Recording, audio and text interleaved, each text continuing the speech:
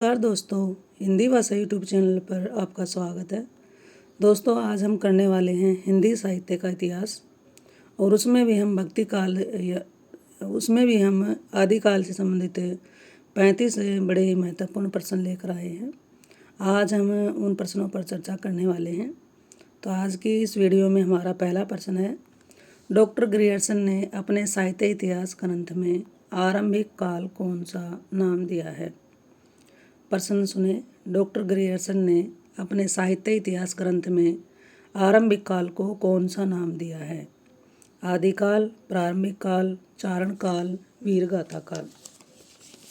तो दोस्तों, ध्यान से प्रश्न को देखें और फिर उसका उत्तर देने का प्रयास कीजिए। तो जी दोस्तों, इसमें आपका उत्तर आ गया है। आपने बिल्कुल सही उत्तर दिया है, चारण काल। अगला हमारा प्रश्न है, जॉर्ज ग्रियर्सन ने हिंदी साहित्य का आरंभ कब से माना है। 6वीं सदी, 7वीं सदी, 8वीं सदी, 9वीं सदी। जॉर्ज ग्रियर्सन ने हिंदी साहित्य का आरंभ कब से माना है। जी दोस्तों, बहुत ही अच्छी जानकारी है आपको, 8वीं सदी। अगले प्रश्न पर चलते हैं। F.E. केई ने ए हिस्ट्री ऑफ हिंदी लिटरेचर में हिंदी साहित्य को कितने कालों में विभक्त किया है। 4, 5, 6, 7। तो जी दोस्तों, इसका आंसर आएगा ऑप्शन ए, 4 भागों में। अगले प्रश्न की ओर बढ़ते हैं। निम्नलिखित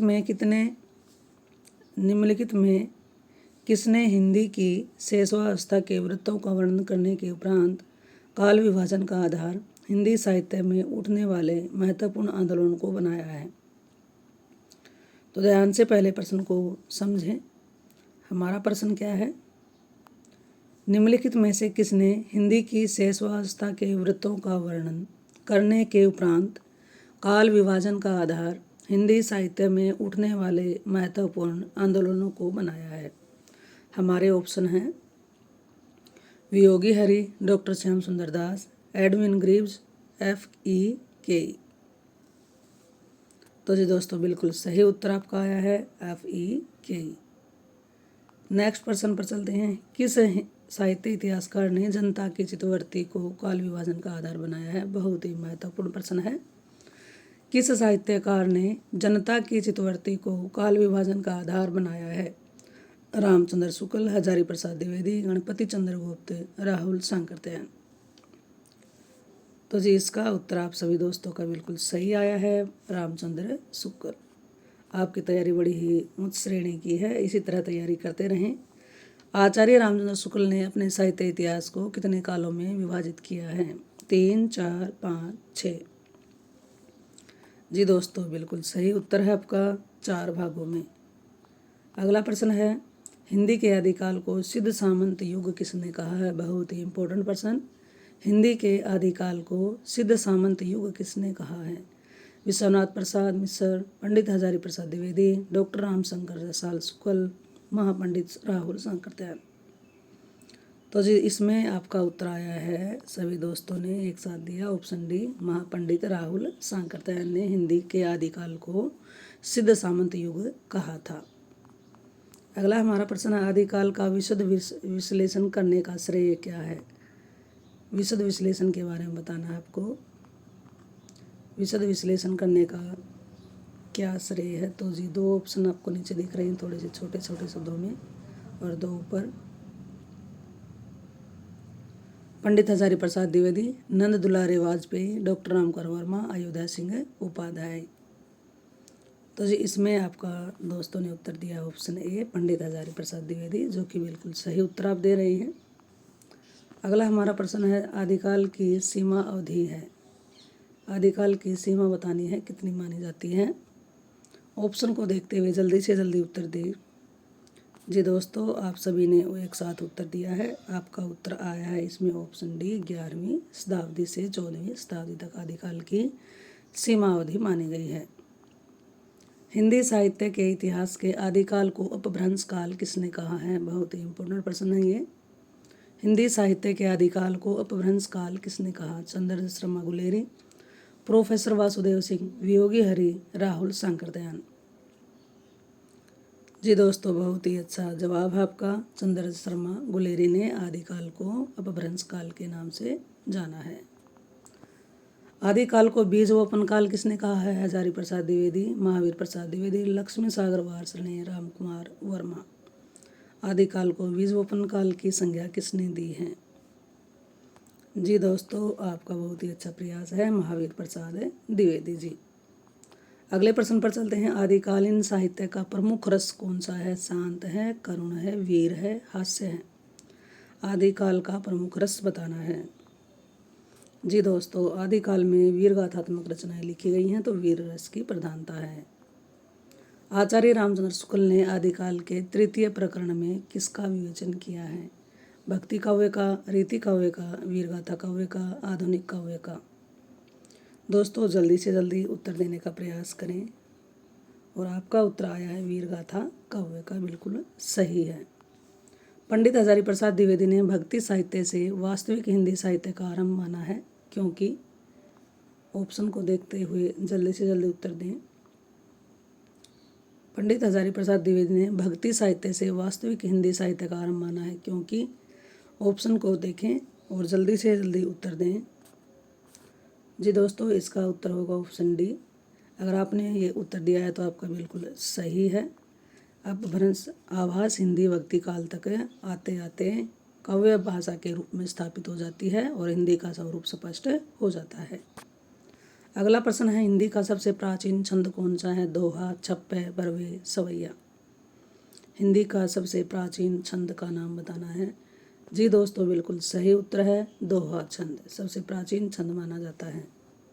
आदिकालीन साहित्य के संबंध में कौन सा कथन सत्य है, ये बताना है। आदिकालीन साहित्य शुद्ध अपभ्रंश में है, आदिकालीन साहित्य शुद्ध हिंदी में है, आदिकालीन साहित्य अपभ्रंश आभास हिंदी में है, आदिकालीन साहित्य शुद्ध प्राकृत में है। दोस्तों, आप सभी दोस्तों ने उत्तर बिल्कुल सही दिया है। आदिकालीन साहित्य अपभ्रंश आभास हिंदी में रचित है। अगला हमारा प्रश्न है, अपभ्रंश को पुरानी हिंदी मानते हुए हिंदी साहित्य का आरंभ 7वीं से 8वीं शताब्दी किसने माना है? अपभ्रंश को पुरानी हिंदी मानते हुए हिंदी साहित्य का आरंभ 7वीं से 8वीं शताब्दी किसने माना है? रामचंद्र शुक्ल, चंद्रधर शर्मा गुलेरी, राहुल सांकृत्यायन, हजारी प्रसाद द्विवेदी। तो जी दोस्तों, आप सभी ने उत्तर दिया है चंद्रधर शर्मा गुलेरी, जो कि बिल्कुल सही उत्तर पर आप जा रहे हैं। आचार्य शुक्ल ने आदिकालीन कृतियों पर विचार करते हुए कितने ग्रंथों को प्रामाणिक माना है? 6, 8, 10, 12। पहले प्रश्न को ध्यान से समझें और देखें, बाद में उत्तर देने का प्रयास कीजिए। जी दोस्तों, 12 रचनाओं को प्रामाणिक माना है। अगले प्रश्न पर चलते हैं। आचार्य रामचंद्र शुक्ल ने आरंभिक काल में जिन 12 ग्रंथों को प्रामाणिक माना है, उनमें से किन ग्रंथों का मूल रूप सुरक्षित नहीं है? ऑप्शन को देखते हुए जल्दी से जल्दी उत्तर दीजिए। तो जी इसमें आप सभी का उत्तर बिल्कुल सही आया है। परमाल रासो और पृथ्वीराज रासो ये प्रामाणिक ग्रंथ नहीं माने जाते हैं। अगले प्रश्न की ओर बढ़ते हैं। आदिकालीन कृतियां जो नोटिस मात्र हैं, कौन सी हैं वो? तो जी दोस्तों, इसमें इसका उत्तर रहेगा ऑप्शन बी, जय, मयंक, जस चंद्रिका, गीत, कृति, पताका। ये दोनों नोटिस मात्र रचनाएं हैं। आचार्य रामचंद्र शुक्ल ने आदिकाल के द्वितीय प्रकरण को क्या कहा है? वीरगाथा काव्य, रासो काव्य, अपभ्रंश काव्य, भक्ति काव्य। तो जी इसमें सभी दोस्तों ने बिल्कुल सही उत्तर दिया है, अपभ्रंश काव्य। अगला प्रश्न है, हिंदी साहित्य के इतिहास में दोहरे नामकरण की प्रवृत्ति किसने आरंभ की? गार सदतासी, डॉक्टर ग्रियर्सन, शिव सिंह सेंगर, रामचंद्र शुक्ल। तो जी दोस्तों, बहुत ही अच्छा प्रयास है आपका, बहुत अच्छी तैयारी चल रही है रामचंद्र शुक्ल जी ने। आदिकालीन काव्य प्रवृत्ति नहीं है, प्रबंध और मुक्तक काव्य की रचना, धार्मिक साहित्य की रचना, प्राचीन खड़ी बोली का प्रयोग, वीर तथा श्रृंगार रस की प्रधानता। आदिकाल में कौन सी प्रवृत्ति नहीं पाई जाती है? आपका ऑप्शन देखते हुए उत्तर दें। तो जी दोस्तों, आपने उत्तर दिया है प्राचीन खड़ी बोली का प्रयोग, बिल्कुल सही दिया है। अगला हमारा प्रश्न है, आदिकालीन काव्य में किस प्रवृत्ति का अभाव है? भक्ति, श्रृंगार, प्रकृति चित्रण, राष्ट्रीय चेतना। तो जी दोस्तों, इसमें इसमें आपका उत्तर रहेगा ऑप्शन डी, राष्ट्रीय चेतना। इनमें से हिंदी साहित्य का इतिहास किसने नहीं लिखा? नगेंद्र, लक्ष्मी सागर वार्ष्णेय, राम कुमार वर्मा, बच्चन सिंह। जी दोस्तों, आपने बिल्कुल सही उत्तर दिया है। इसका उत्तर आप बता रहे हैं नगेंद्र, जो कि बिल्कुल सही है। आचार्य शुक्ल के अनुसार हिंदी साहित्य का आविर्भाव कब से माना जाता है? प्राकृत से, संस्कृत से, प्राकृत की अंतिम अपभ्रंश अवस्था से, पाली से। आचार्य शुक्ल के अनुसार हिंदी साहित्य का आविर्भाव कब से माना जाता है? जी दोस्तों, आपका उत्तर आया बिल्कुल सही, प्राकृत की अंतिम अपभ्रंश अवस्था से। आदिकालीन काव्य धारा में उपलब्ध नहीं है? सिद्ध साहित्य, जैन साहित्य, सिख साहित्य, नाथ साहित्य। इसमें भी आप बिल्कुल सही जा रहे हैं, सिख साहित्य। संध्या भाषा का क्या अर्थ है? ऑप्शन को देखते हुए जल्दी से जल्दी उत्तर देने का प्रयास कीजिए। संध्या भाषा का अर्थ बताना है। तो जी दोस्तों, इसमें आपका उत्तर बिल्कुल सही आया है, ऑप्शन ए, अंतः साधनात्मक अनुभूतियों का संकेत करने वाली प्रतीक भाषा। हिंदी साहित्य के संदर्भ में कौन सा कथन असत्य है? तो चारों के चारों ऑप्शन आपके सामने हैं, जल्दी से जल्दी उत्तर दीजिए। जी दोस्तों, आपका उत्तर बिल्कुल सही आया है, सिद्ध साहित्य की भाषा पिंगल। अगला हमारा प्रश्न है, 84 सिद्धों में प्रथम सिद्ध कौन माने जाते हैं? सबरपा, डोम्बिपा, सरहपा, लोईपा। 84 सिद्धों में प्रथम सिद्ध का नाम बताना है। तो जी दोस्तों, इसमें आपका आंसर आया है ऑप्शन सी, सरहपा को प्रथम सिद्ध माना जाता है। राहुल सांकृत्यायन ने हिंदी का प्रथम कवि किसे माना है? तो जी दोस्तों, इसमें भी इसका उत्तर रहेगा सरहपा। आप सभी ने बहुत अच्छा जवाब दिया। चर्यापद के रचयिता का नाम बताना है। तो जी चर्यापद के रचयिता का नाम, जैसा कि आपने भी बताया है, सबरपा, बहुत ही अच्छी जानकारी है आपको। अवधूत मत किसे कहते हैं? ऑप्शन को देखते हुए जल्दी से जल्दी उत्तर दीजिए। जी दोस्तों, आप सभी का बिल्कुल सही है। नाथ साहित्य का एक नाम और भी क्या है? अवधूत मत। जोई जोई पिंडे सोई ब्रह्मांडे की सिद्धांत किसका है? ऑप्शन देखते हुए जल्दी से जल्दी उत्तर दें। आप सभी दोस्तों ने बहुत ही अच्छा उत्तर दिया है, गोरखनाथ।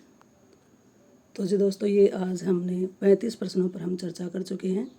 तो ये जानकारी आपको कैसी लगी? अगर वीडियो अच्छी लगे तो अपने दोस्तों के साथ शेयर कर दें और लाइक भी कर दें। चैनल पर आप पहली बार आ रहे हैं तो इस चैनल को सब्सक्राइब कर लें। फिर मिलते हैं एक और नई वीडियो के साथ। थैंक्स।